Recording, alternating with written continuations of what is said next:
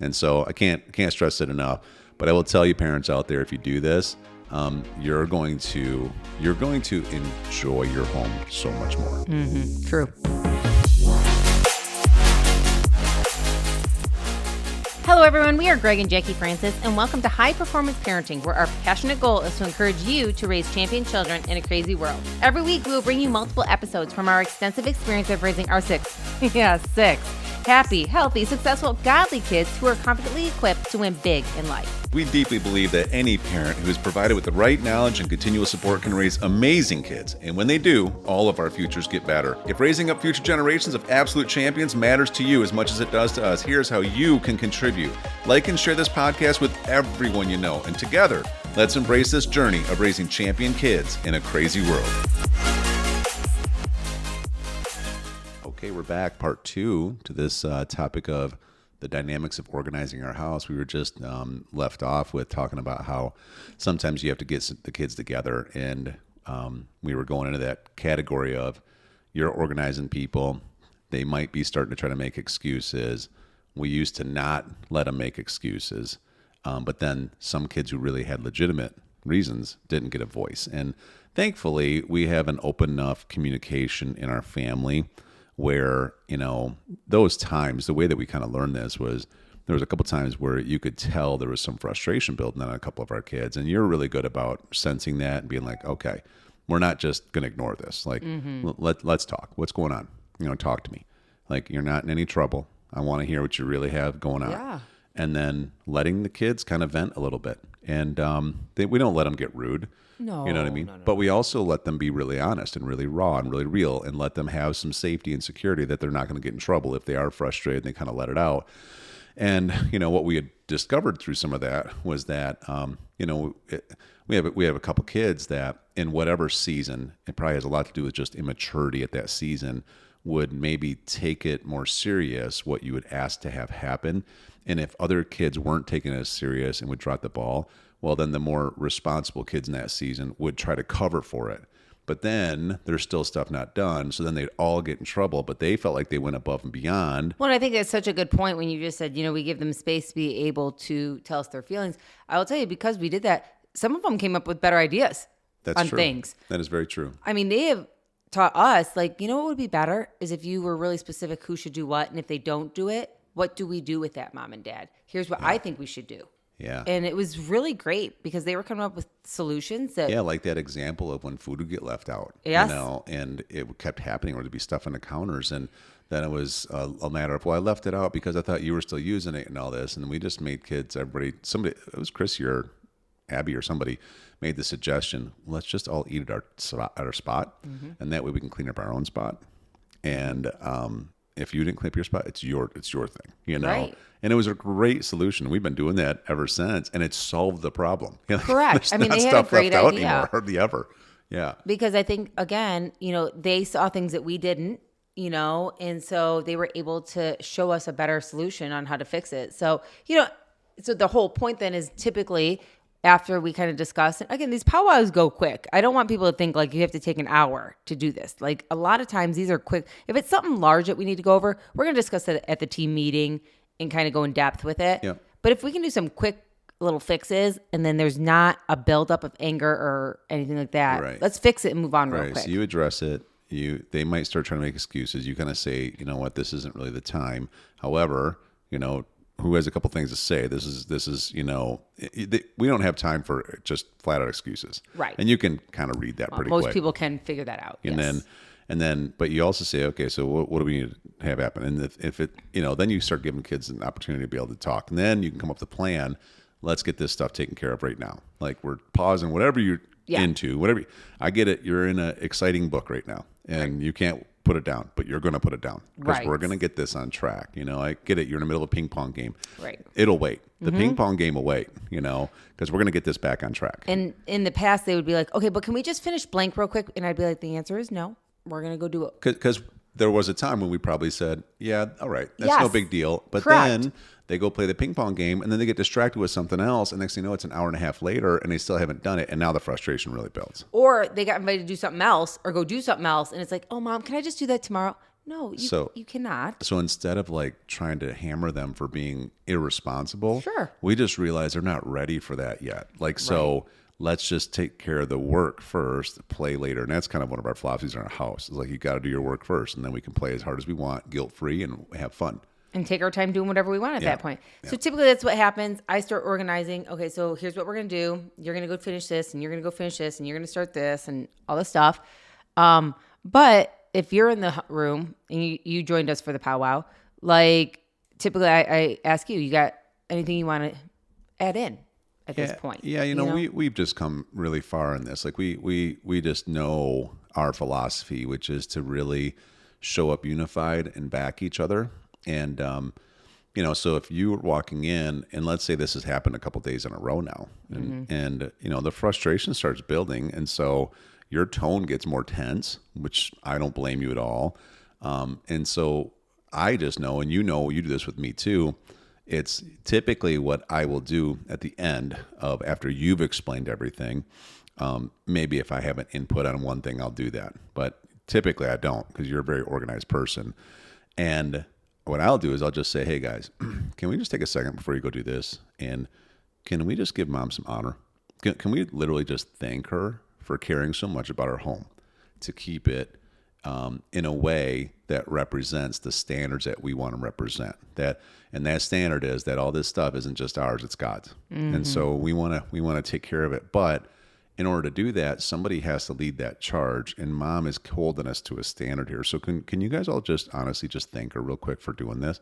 And then usually you can see like their expression changes, their posture changes a little bit. It went from, okay, I'm trying to kind of defend what I didn't do. Now I have to go do what I have to do, and I'd really rather go do the play thing I was doing. And it kind of switches into, yeah, good point. Like, thanks, mom. Like, I'm not mad at mom. I'm not, I don't have tension here. It's more like, you're right. Thanks for getting us back on track. We'll go take care of this stuff quick. And they go do it. And it takes them usually like 10 minutes, to do whatever they're doing. Right. And then they feel better, and everything that it's like, our kids love the atmosphere of our house. They do. They say it all the time. Even when we go on fun vacations and stuff, it's like when we get home, it's always like, I love our home. Yes. I love, and you know what it is? It's the peace in it. Correct. But the peace comes with a price, right? I mean, the peace comes with a lot of intentional effort. If we walked in after vacation, the house is a mess, there's no peace. None. Right?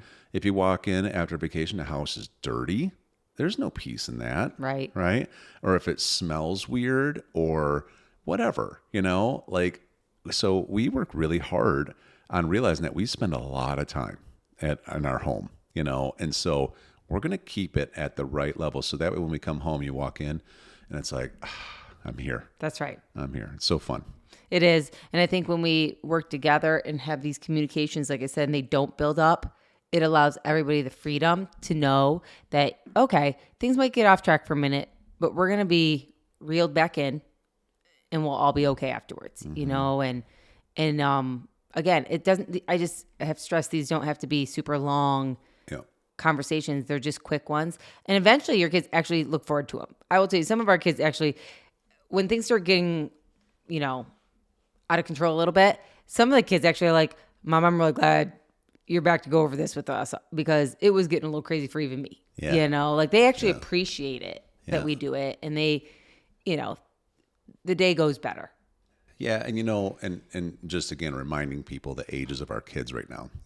15 down to 11 for our first 5, and then we have Hunter, which will be, she's almost 6. She's 5, almost 6, and so I mean, if we were doing this same scenario when they were probably 7 down to like 3, then this whole conversation would be a lot different, right?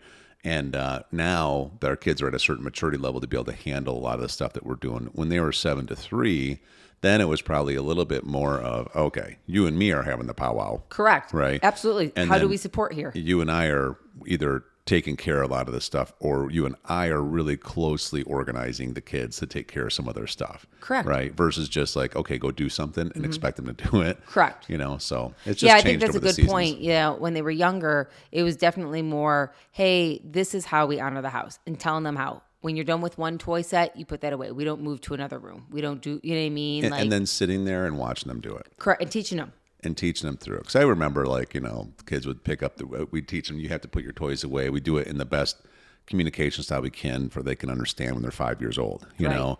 And then, but it would be like, okay, if they took the toy and they put it over like on top of the toy box, it'd be like, no, listen, here's a standard in here. If you don't do it right, you're going to do it over. Correct. Right. And I'd be like, so what did I just say? If you don't do it right, you got to do it. And they would say either again or over. Yep. And to this day, if I say that statement, they'll finish the statement, and then I'll be like, well, so put it back where it was, and then let's start over. And they'll put it in, and they'll put it neatly in their toy box now and close it down. But taking that extra level of intentionality now, the next time we ask them, like they know it. Like Hunter's a great example right now. Totally. She wants to follow the standards of our household. And we've had to kind of teach her this stuff, even when, like she has these doll houses that she likes to play with, and she'll play with them for hours. Yeah. But there's a lot of moving parts. There's, the little dolls, there's the shoes, there's the outfits, and we've had to teach her, like, no, when we want this cleaned up, this is what this looks like. And she's the type that, now that we've taught her, she knows how to do it right. She actually really appreciates knowing how to do it right. And so then she does it right. Which is pretty cool. It's really interesting you bring that up, because I do remember, one of the standards of our house was that everything was picked up at the end of the night. Like, we didn't have to wake up in the morning and see a mess everywhere. That's just not how I like our house to look. Yeah. And so, the kitchen was always cleaned up. So if that was my area to clean up, the kids had the toys all cleaned up, whether it was our coat area or whatever, everything was cleaned up. We didn't go to bed with the house looking like, there was just a party in it. And, because of that, the kids learned what it means to clean up your house and respect your house. Yeah. You're totally right. Even now, if I walk into a room and, their bedrooms even, they don't get to just throw anything everywhere in that room. There's still standards, because that room still is not just your room, and if I come in and the girls have stuff everywhere, I'm like, hey guys, like what's going on in here? Like, so it looks like you're trying to go do something with your friends soon. But you're going to clean this up first, right? Because we're not just going to leave our stuff and go have fun. If not, you might want to call your friend and tell them you're running late, because this is not okay to leave like this, because we just believe in having a standard of excellence in everywhere we go. Yeah. Yeah. So just a quick recap here, not a reclap.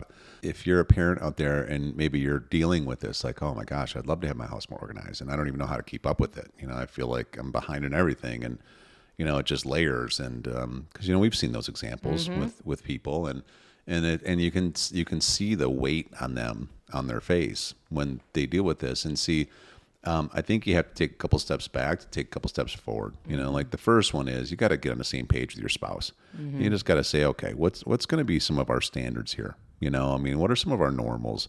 And it's things that you just said. It's things like, okay, the standard is we're going to have some playtime, but if there's work to be done, we're going to work before we play. And then also, like, another standard is when you do play and you do make a mess for the time that you can, it is going to be an expectation that we clean it up afterwards. We don't just leave it out and expect somebody else to do it, right?